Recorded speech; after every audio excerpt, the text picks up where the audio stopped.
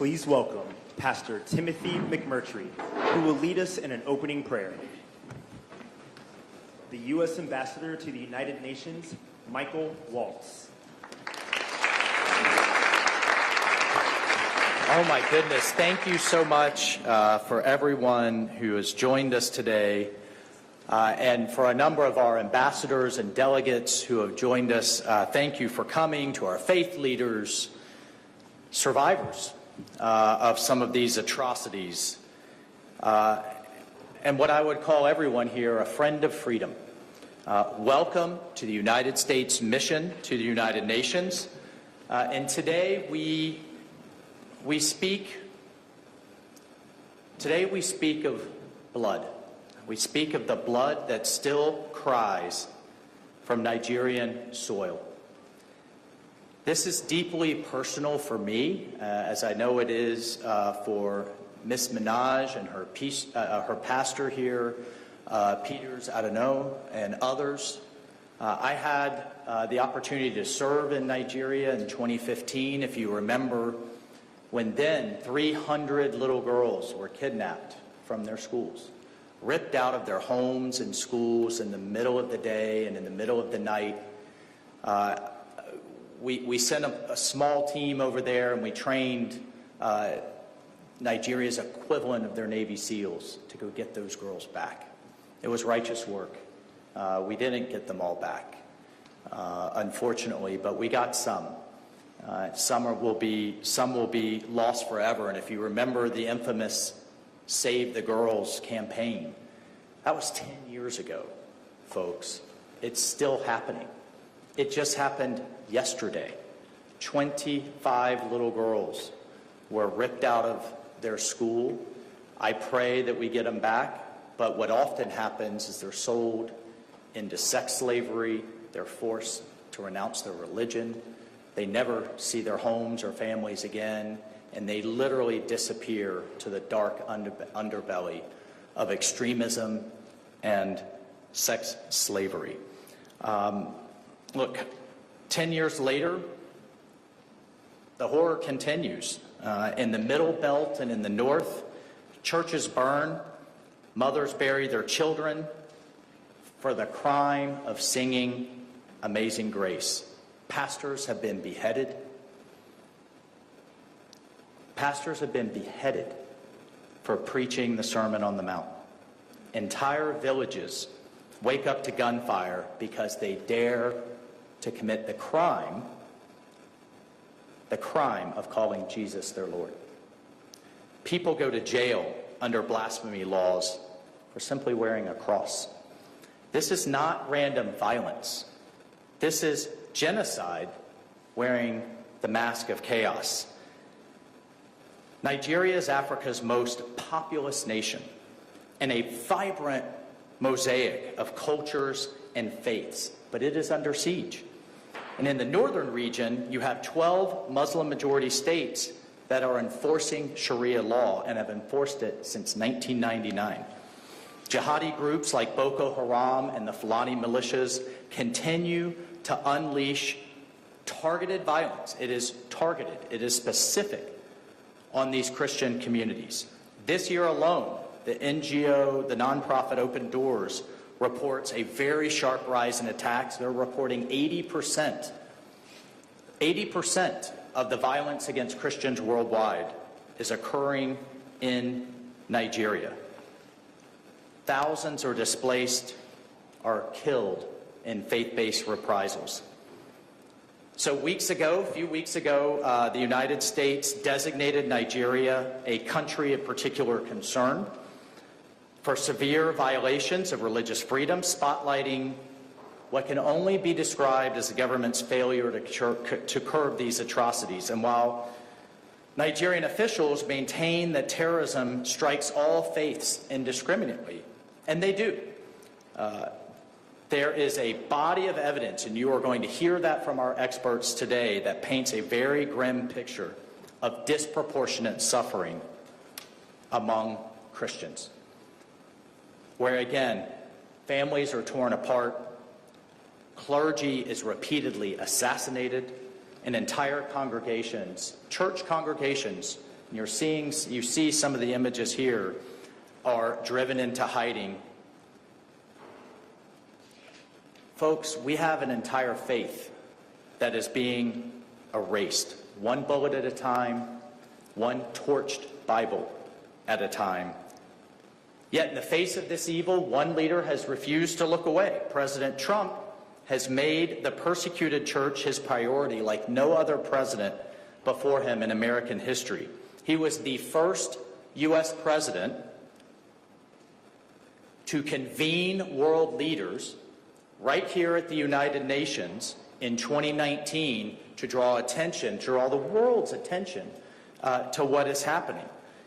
He created the Religious Liberty Commission to fight for believers everywhere. And while Nigeria's Christians cried out, he answered, and he has answered loudly. He has reminded the world that protecting Christians is not about politics, it is a moral duty.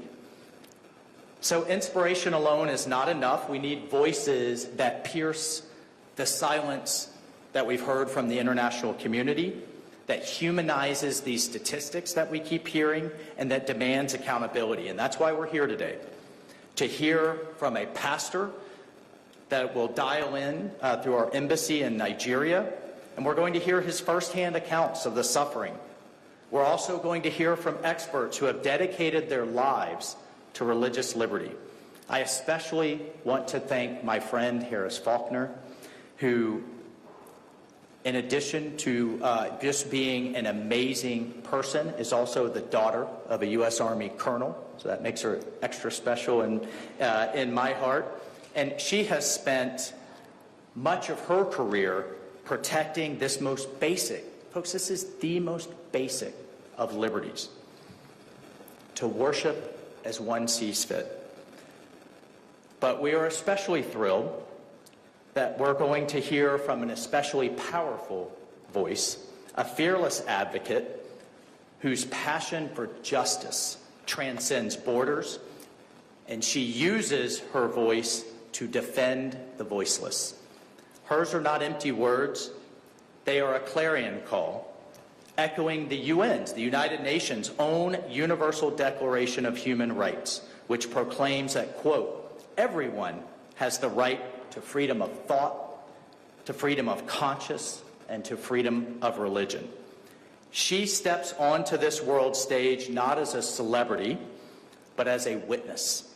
She uses and has used her influence to spotlight Nigeria's persecuted church, reaching out to her 28 million followers, her Barbs, as I've now learned.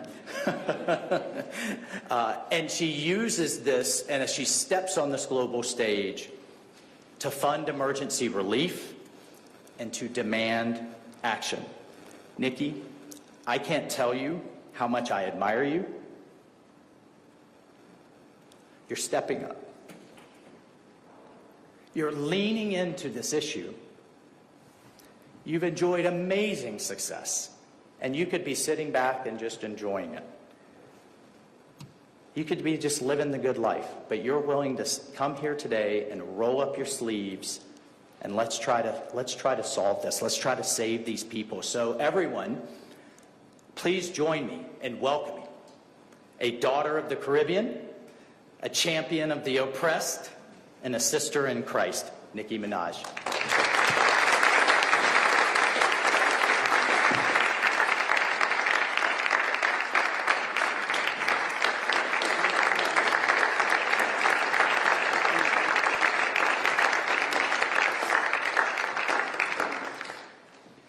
Hello, everyone. I must say I am very nervous, so please, well, thank you, Ambassador Waltz, for this invitation. It is an honor to stand on this stage with you and the other distinguished speakers here today to shine a spotlight on the deadly threat faced by thousands of Christians in Nigeria. I would like to thank President Trump for prioritizing this issue and for his leadership on the global stage in calling for urgent action to defend Christians in Nigeria, to combat extremism, and to bring a stop to violence against those who simply want to exercise their natural right to freedom of religion or belief.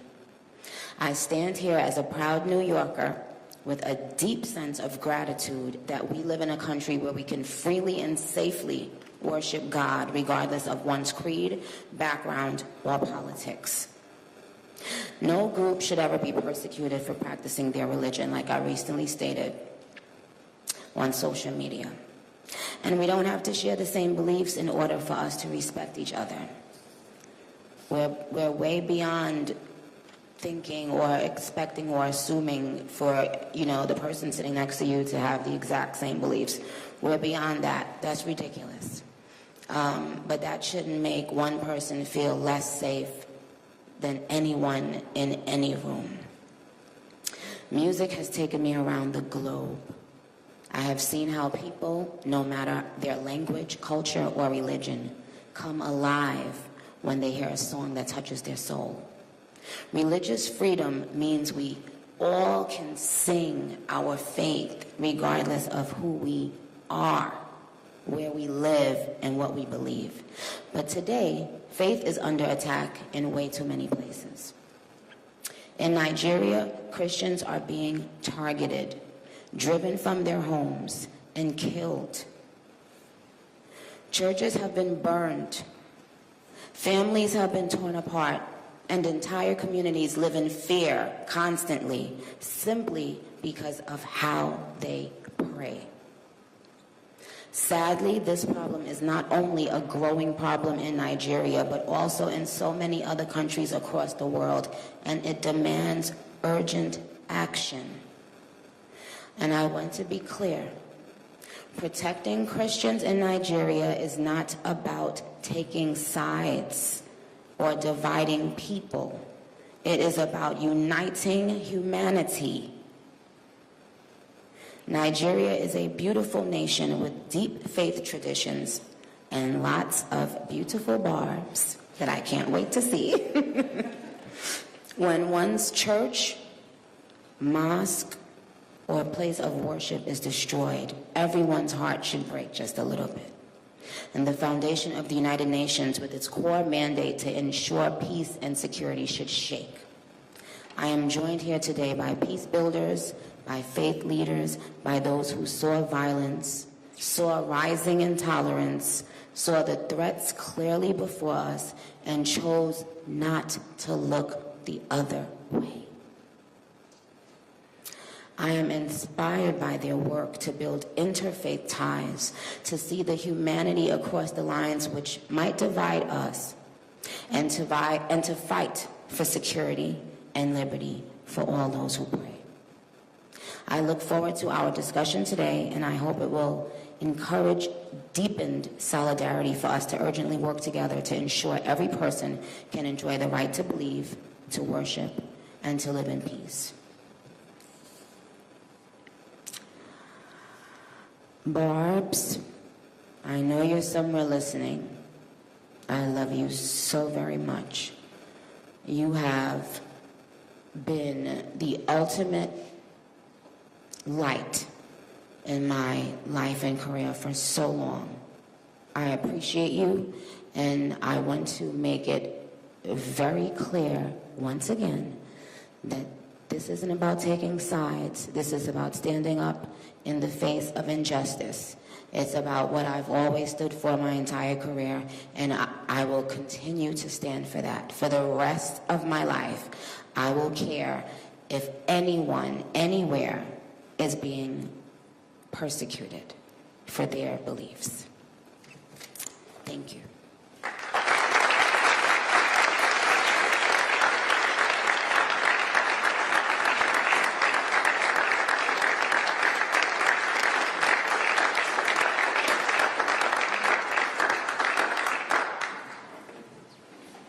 Please welcome our panelists for today's discussion.